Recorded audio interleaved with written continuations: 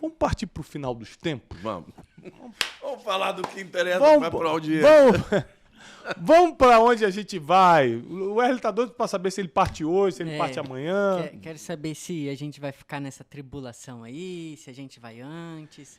Como é que vai ser? Nós estamos vivendo um período, pastor Lamartine, de muitas guerras e assustadoras. Se você parar para pensar. É que as pessoas estão no pão e circo e não param para prestar atenção no que é uma guerra em Israel, no que é uma guerra na Rússia, no que é uma possível guerra da China. Se o Irã dá uma loucura aí, Estados Unidos se mete em tudo. Ou seja, a gente não tem ideia do que pode acontecer com o mundo. Você imagina se uma pandemia, que é um vírus, parou o mundo, imagina o que uma terceira guerra mundial pode fazer.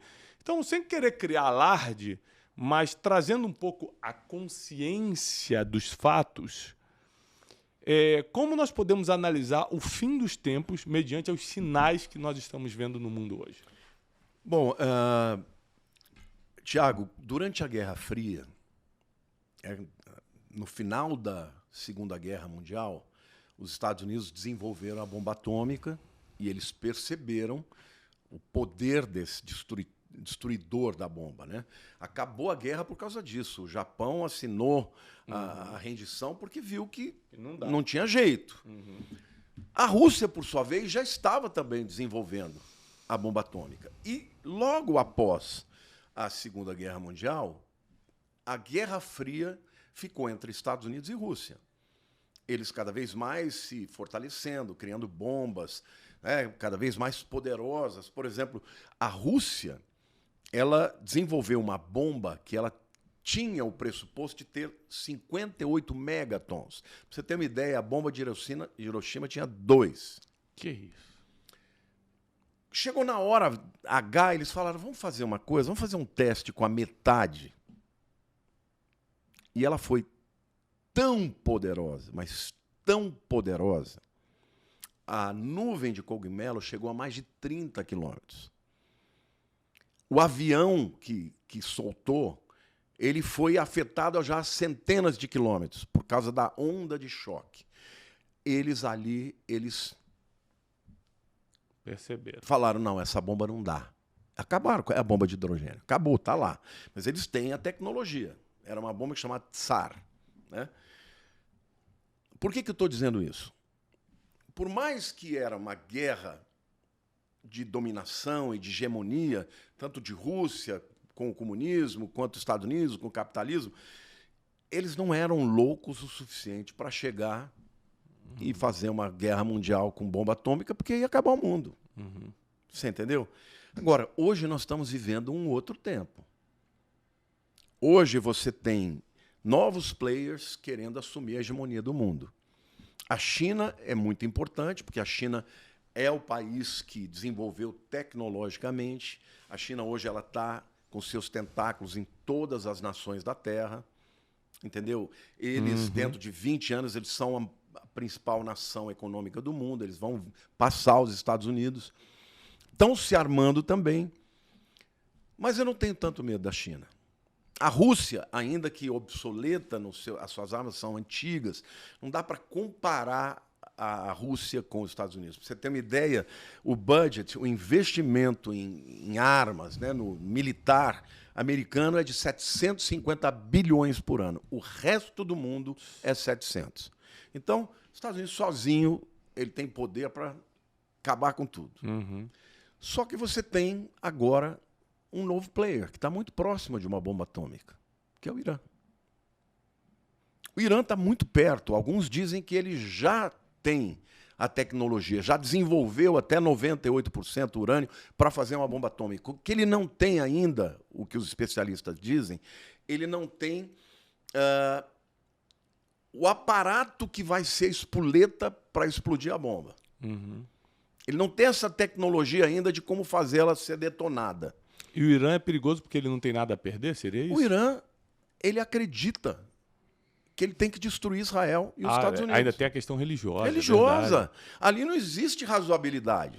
Então, veja, quando a gente olha para a Bíblia, eu tenho também nos meus cursos, quando eu falo sobre Apocalipse, aliás, eu vou lançar meu livro 10 de novembro, Por que favor, é assim, vamos anunciar fim aqui. dos tempos, o Apocalipse agora, 800 páginas. Meu Deus. Quem se interessa pelo tema vai aprender tudo, porque eu botei... 10 de novembro. 10 de novembro. Já está na Amazon, tudo, mas eu vou lançar o paperback, né? Procurem lá, por favor. Entra na Amazon e escreve lá, Lamartine Pozella, que vai aparecer, você já pode até adquirir. Fica essa dica aí, pessoal. Mas, assim, o que eu queria dizer é o seguinte, que o Irã, na escatologia muçulmana, eles acreditam que o fim vai ser uma guerra, né? A jihad, a guerra santa. Uhum. Que o Mahdi, que é o 12º imã, ele vem para dominar o mundo. Então, eles têm um entendimento de que tem uma ordem divina de acabar de exterminar Israel e também os Estados Unidos. Agora, quando você olha para a Bíblia, no livro de Ezequiel, os capítulos 38 e 39, fala de Gog e Magog. Você já ouviu falar sobre isso? Claro. Agora, quem é Gog e Magog? Eu fiz um estudo profundo, etimológico, e você vai ficar pasmo. Gog, o texto diz claramente que é o príncipe de Gog. Então, Gog é um homem, é um ser humano. Agora, quem é Magog? Então, muita gente fala que é Rússia e tal. Aí eu fui pesquisar. A profecia de Ezequiel foi proferida no 6º século antes de Cristo. Então, esse povo Magog, ninguém sabia quem é, nesse tempo agora. Mas há um poeta chamado Hesíodo, do 8º século antes de Cristo, que ele cita os Magógians, dizendo que eles são o povo cita. A Bíblia fala dos citas, né? Que não tem grego, nem judeu, nem bárbaro, nem cita, né? Quando fala que todos são parte do mesmo corpo. Então, os Magógians são o povo cita. Heródoto, no 5º século antes de Cristo, que é o chamado pai da história, o primeiro historiador do mundo, ele também cita os Magógians como sendo o povo que ia invadir o povo do leste, que, por sua vez, construiu uma muralha para impedir a invasão dos citas, que ele chama de Magógians. Mais para frente, no 1º século depois de Cristo, Flávio Joséfo, o maior historiador judeu, também cita Magog como sendo citas. Agora, detalhe, no século XX, os arqueólogos russos, fazendo pesquisas, chegaram à conclusão que a origem do povo russo são os citas. Isso tem inúmeros artefatos no Museu de Moscou. Então, os citas são os Magógians, e o Magog da Bíblia é a Rússia. Então, lá Ezequiel fala que virá contra Israel quem? Virão Magog, Rússia, Pérsia, Irã, e aí começa a citar Togarma, todos aqueles povos de lá, que não estou lembrado de todos os nomes, mas a grande maioria lá é Turquia, Meseque, Tubal, Turquia. Todas as nações citadas em Ezequiel 38 e 39, que virão contra Israel, são essas nações aí, que hoje já são um grupo, uma coalizão, contra os Estados Unidos e contra Israel. Então, o que os estudiosos da geopolítica dizem? Que esta guerra que está agora acontecendo em Israel, né, os inimigos, os proxies, né, que são todos os inimigos de Israel liderados pelo Irã, essa é uma guerra que não tem fim, que eles acham que vai evoluir para uma guerra mundial. Tomara que não seja agora, que a gente tenha mais tempo para pregar o evangelho. Mas veja, Israel foi atacado de uma maneira desastrosa, horrenda. Foi o pior ataque que houve desde o Holocausto. Do Holocausto, Eles mataram, eles estupraram, eles decapitaram bebês, mulheres, crianças, velhos, raptaram. A resposta de Israel não podia ser outra. Entrou, praticamente destruiu o Hamas. Desmantelou. Na faixa de Gaza. Agora, recentemente, acabou o último líder, né? O último líder morreu. Só que todos capitaneados pelo Irã estão atacando. Então, do norte, o Hezbollah, no Líbano. No sul, os Houthis, do Iêmen. Mas você também tem a Jihad Islâmica, você tem 7 grupos atacando Israel. Israel tem que se defender. Nunca, até agora, Israel teve que lutar contra o Irã diretamente, porque o Irã sempre usava os proxies, que são os aliados que são fronteiriços, né, com Israel. Dessa vez, não. Está mandando mísseis balísticos, drones. Essa guerra está cada vez pior. Israel está eliminando cada um dos líderes. Agora, Israel já começou a deixar claro que o próximo é o Ayatollah Ali Khamenei, que é o líder supremo do Irã. Você já imaginou? Porque Israel já provou que ele pode encontrar quem quer que seja. Esse último, que é o Hayat, né? Sinwar, né? O Sinwar. Esse camarada estava num dos túneis, um dos últimos que sobraram. Israel foi lá e matou o cara. Não, na verdade, ele fugiu do túnel e foi para um prédio. Né? Ele foi encontrado no prédio. O ataque dos bips foi impressionante. Dos pagers. Dos pagers, desculpa, bip. Então, Israel mostrou o seguinte, veja que isso é uma estratégia de inteligência que nunca houve. O Mossad é impressionante. Eles construíram uma fábrica de pager lá na China. Não foi China, foi na... Ai, meu Deus, fugiu agora. Um desses tigres asiáticos. E na Hungria, uma outra empresa para vender. Eles venderam, neste ano, 100 mil pagers.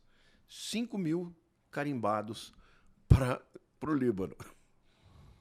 Ou seja, nesses 5 mil, eles colocaram explosivo nos microchips. E, por um sinal de telefone, explodiram todos. Israel está falando o quê? Olha, eu mato quem eu quero.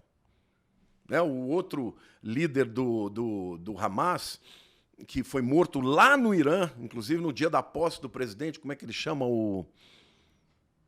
tanto nome. É difícil. Esse camarada foi morto num apartamento de altíssima segurança. Ninguém sabe como foi. Alguns acham que foi um míssil de curtíssimo alcance para que não fosse detectado pelos satélites e tal. Outros acham que 2, 3 meses antes a Mossad se infiltrou na guarda republicana iraniana e puseram a bomba lá dentro.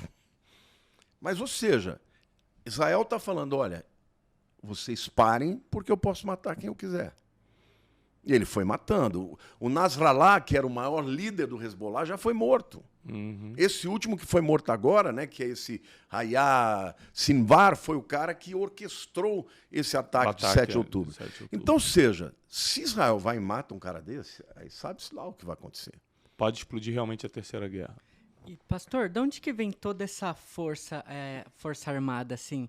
Porque Israel é um país tão pequeno, como que eles têm esse poder de fogo?